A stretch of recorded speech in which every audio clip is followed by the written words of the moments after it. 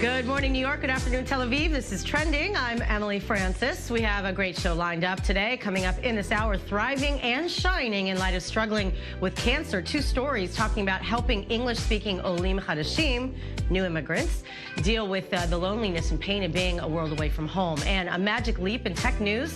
Hillel Fuld here with the headlines. And forgiveness is so much more than the two words, I'm sorry. How do we find true inner forgiveness, not just of others, but more importantly for ourselves? Spiritual mentor Ronnie Hatchwell will be here to talk about it. All right, it's Breast Cancer Awareness Month, and women across the world and in Israel are affected by the disease. While breast cancer is difficult enough, it can be all the more challenging for English-speaking women in Israel who are unfamiliar with the language and need support. But last night, an event called Breastival aimed to create a positive impact by raising awareness and funds for an organization which helps these women affected by the disease. Erica Jackson has more. It was a night of fun, but also with the goal of raising awareness and funds for a serious epidemic, breast cancer. A Tel Aviv hotspot was packed with women and men alike who gathered for Breastival in support of those battling the disease. The event allowed guests to enjoy manicures and facials, provided information booths for people with questions, and added some games into the mix. There's all kinds of fun games here tonight that are related to breast cancer, but also like it's a party. We have a game called Mythbusters where a bunch of different statements about cancer, and some people have misconceptions about what cancer is and how you deal with it, and so we're trying to bust those myths. The funds raised at the event went to Thrivacious, an organization which assists English-speaking women in Israel touched by the disease. It was created by Alona Metz, a cancer survivor who moved from the United States to Israel and felt like more needed to be done. As a cancer survivor, I felt very isolated because there was no programming in English. We just saw that there were so many women in this community, the English-speaking community, that were impacted by cancer in some way. About a month ago, I started this organization, Thrivacious, and the mission of Thrivacious is to provide that community as well as supportive programming for women in Israel who have been touched by cancer, and the programming will be in English. It's an organization which could have helped Shannon Rosenstein, who discovered she had breast cancer while in Israel. Definitely had challenges with the getting information online in Hebrew. There wasn't really any programming whatsoever in English for me. It's also an experience that Nomi Ritz, who was diagnosed with cancer in 2015, knows all too well. It would have made more sense to me, it would have made my life easier if I had access to information in English.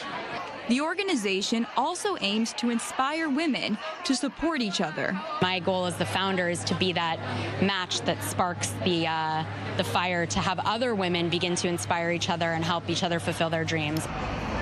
Here at Breastival, the goal is to raise both money and awareness for those affected by breast cancer. Erica Jackson, i24NEWS.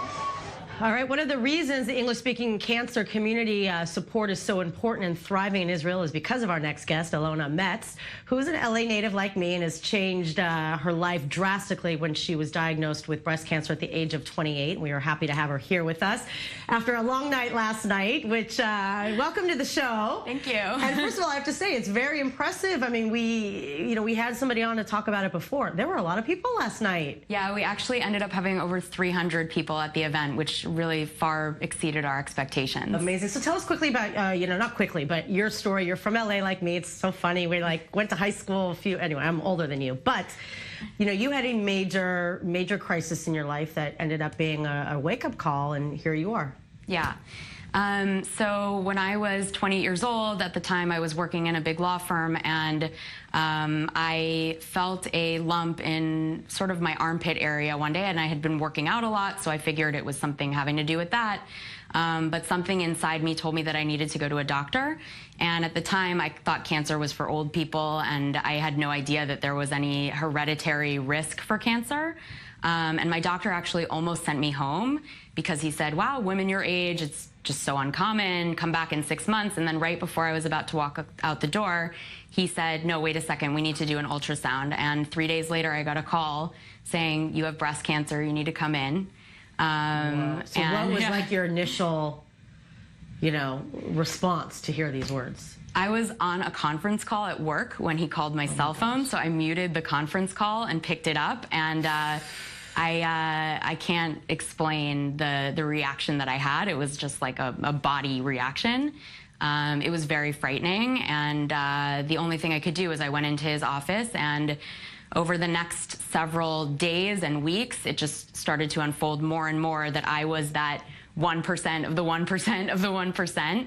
I was told within several weeks that I was going to undergo chemotherapy, lose my hair, that I needed to undergo fertility treatments, that I was probably going to have a double mastectomy and reconstruction. So yeah. It was a lot. So I imagine, listen, I know this led to a big life change, and fast forward, you survived it, you came to Israel, and what is it about you that you knew you had to do something with this experience to kind of pay it forward in such a unique, original way? Yeah, so a couple of things. I mean, first of all, going through that experience really kind of put a mirror in front of my face and made me think, if this was my life, would I be okay with that? And for me, my answer was no. I believe that my purpose in life is to create a meaningful impact on the world. And I knew that not only did I need to do that, but I needed to do it immediately. Because life is short. So I ended up moving to Israel after I had finished all of my treatments, and the doctors sort of, they send you off after you finish your treatments, and you think, okay, great, I'm cancer-free, and suddenly you're back out there in the world, but it's not as if it never occurred. So after I moved to Israel, I moved here without family and with very few friends in the beginning. And suddenly I was being faced with issues like a new medical system, having to get checked all of the time and not having someone to go to appointments with me. Pound 700 to call. Yeah. Listen, I know as an American too, and fortunately, I have Hebrew speakers around me, but it is very challenging. So, and you did stuff for startups, and what made you decide that this was Thrivacious is a very vivacious name. So how did this come about to use your own experience for others? Sure. I've always been involved with philanthropic work and giving back to the cancer community. And about 3 years ago, I met someone named Zoe Flammenbaum, who's the founder of School of Shine. And she was doing the only English-speaking breast cancer awareness event in Tel Aviv. She's been doing it for 3 years now. And I contacted her and I said, I'm really interested in volunteering for this cause because it's very close to my heart. She actually became one of my best friends. And we've been doing this event now for 3 years. And this year, when we were sitting there, I kind of knew that I wanted to do something for English-speaking cancer survivors in Israel already. But when we were sitting there, I just saw so many women in our community impacted by cancer. And she said to me, wouldn't it be great if we could actually donate the funds this year to a cause that directly impacts our community? And I said, yeah, you're right. And so all of the funds from Breastival are going to you. So this is or not to you, but to your organization. And then what, we have to wrap it up, but then what do you do with the funds? What kind of programs will go into for so Thrivacious's mission is to provide a community and supportive programming for women touched by cancer in Israel in English. That includes things like workshops, hopefully at some point a retreat, community events, a mentorship program, and a gift box program for women who are still in treatment, inspired by cancer.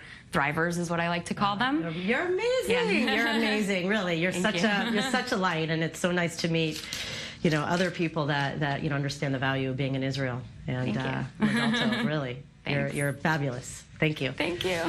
Meanwhile, British architect David Adjaye